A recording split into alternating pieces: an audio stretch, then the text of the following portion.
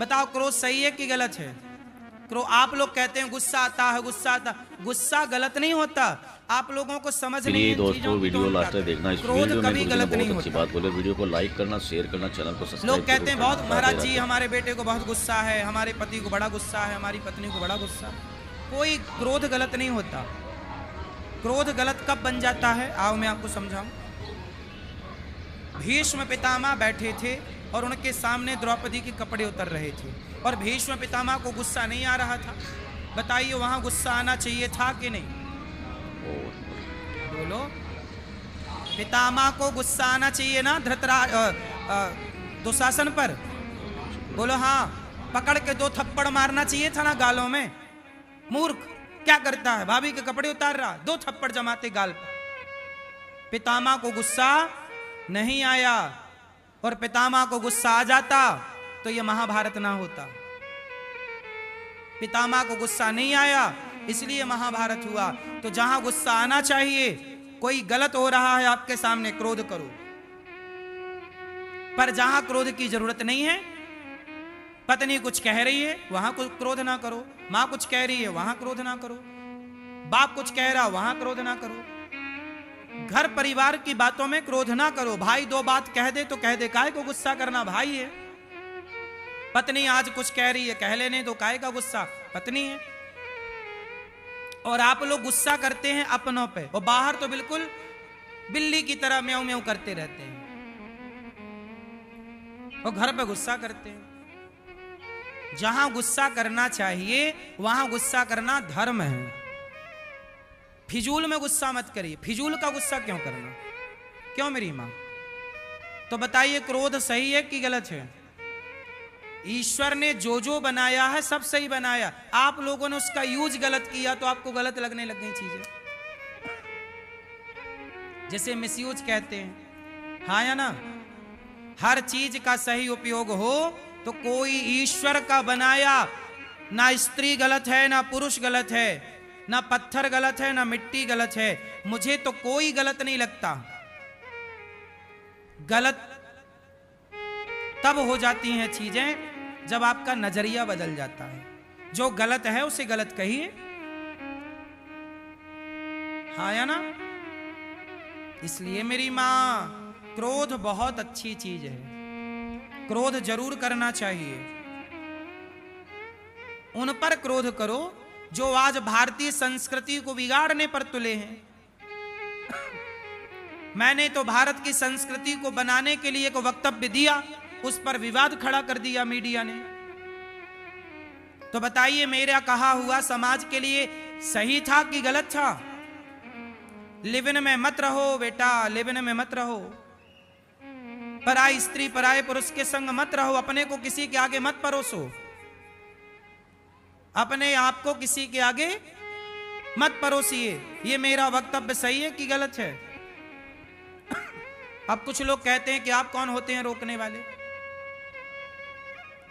तो ये समाज को ये लोग गलत दिशा में ले जा रहे हैं जो कह रहे हैं कि आप कौन होते हैं रोकने वाले। हम कहते हैं आप सब रोकने वाले हैं। कोई भी बच्चा गलत करता हुआ दिखे, आपका धर्म है कि आप उसे समझाओ कि बेटा ये गलत है।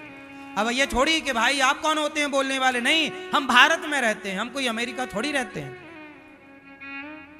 हमारे भारत में तो हमारे गांव में कोई बूढ़ा व्यक्ति आ जाता था ना, तो मोहल्ले के बच्चे बैठे रहते थे, लड़का लड़का हम लोग बैठे रहते थे, और गांव का कोई बुजुर्ग आ जाता तो हम लोग खड़े हो जाते थे उस बुजुर्ग के सम्मान में, जबकि वो कोई लगता नहीं था रिश्ते में।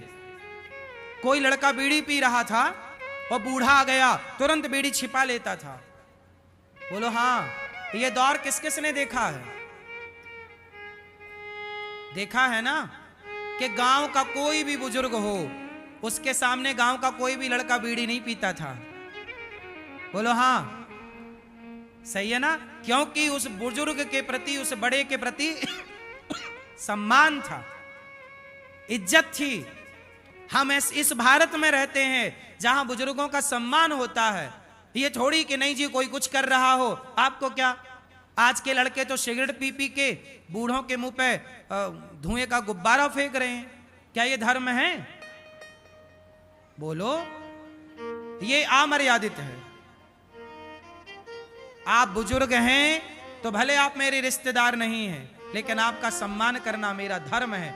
यही भारतीय संस्कृति है, यही हमारे संस्कार हैं। और आजकल कुछ मीडिया कहती है कि आप कौन होते हो बोलने वाले। भाई साहब, हम बचपन से यही संस्कार पाए हैं कि गलत को रोकेंगे। कोई भीष्म पितामह की तरह चुप बैठे रहें? होने दो समाज में गलत फिर। इसलिए बोलना चाहिए, आपको भी बोलना चाहिए, हमें भी बोलना चाहिए। हम सब मिलकर बोलेंगे तब ये कचरा साफ होगा। मैया सही है कि नहीं? आप लोग बताओ, बोलना सही है कि गलत है? ये लोग कहते हैं कि कोई माई लाइफ माई चॉइस। आप कौन होते हैं? हम क्या उत्तर दें, बताओ फिर।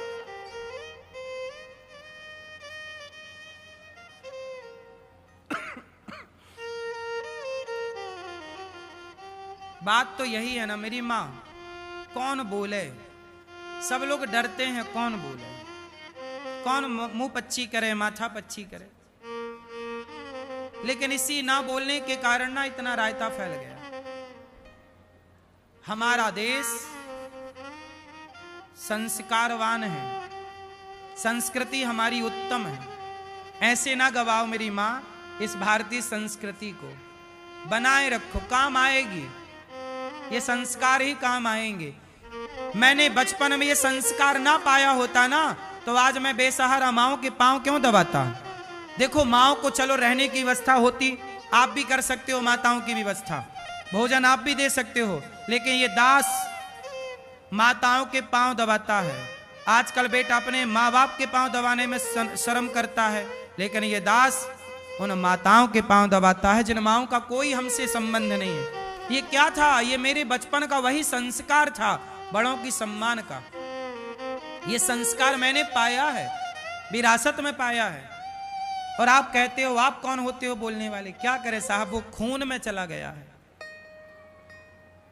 इसलिए बोले बिना रह नहीं पाते। जब गलत देखते हैं ना तो चुप नहीं रहा जाता। क्या करें भैया, आप बताओ? चुपचाप तमाशा देखते रहें? चाणक्य ने जब सिकंदर आया, जब आक्रांता आए, तो चाणक्य ने जाके धनानंद को बोला, धनानंद जाग जा भैया, हमारे देश में आक्रांता आ गए, आक्रांता घुस गए हैं और तू यहां नाच गाने में उन्मत्त हो रहा है। चाणक्य ने धनानंद को सचेत किया था, आगाह किया था, जाग जा जाग जा जाग जा। लेकिन धनानंद ने क्या किया? उल्टा चाणक्य का अपमान कर दिया, बाल पकड़ाया, चोटी पकड़ाई, चल बाहर। तब चाणक्य ने कहा, भाई मैं तो तेरा भला चाह रहा हूं, इस देश का भला चाह रहा हूं, आक्रांता घुस रहे हैं और तू बलवान राजा है, तू समझदार राजा है, और तू यहां वो नाचने वाली नाच रही और ये तू तमाशा देख रहा है। तू राजा ये नचनियों का नाच देखने के लिए बना है क्या, कि जनता की सेवा के लिए बना है? डांटा, चाणक्य ने डांटा तो धनानंद ने पकड़ा बाल और पकड़वा के बाहर फेंकवा दिया, चल बाहर, अपमान कर दिया।